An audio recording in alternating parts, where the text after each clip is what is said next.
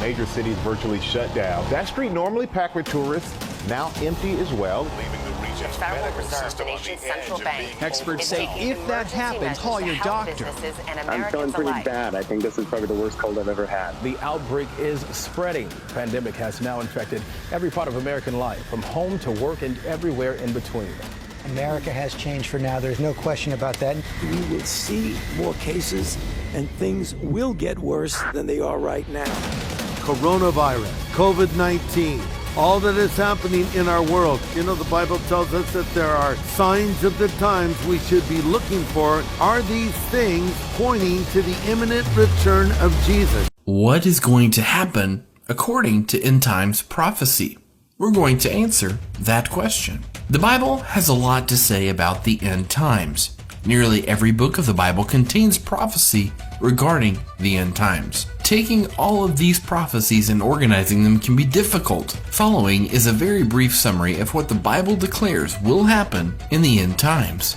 Christ will remove all born-again believers from the earth in an event known as the rapture. At the judgment seat of Christ, these believers will be rewarded for good works and faithful service during their time on earth, or will lose rewards but not eternal life, for lack of service and obedience. The Antichrist, also known as the Beast, will come into power and will sign a covenant with Israel for 7 years. This 7-year period of time is known as the Tribulation. During the Tribulation, there will be terrible wars, famines, plagues, and natural disasters. God will be pouring out His wrath against sin, evil, and wickedness. The tribulation will include the appearance of the 4 horsemen of the apocalypse and the 7th seal, trumpet, and bowl judgments.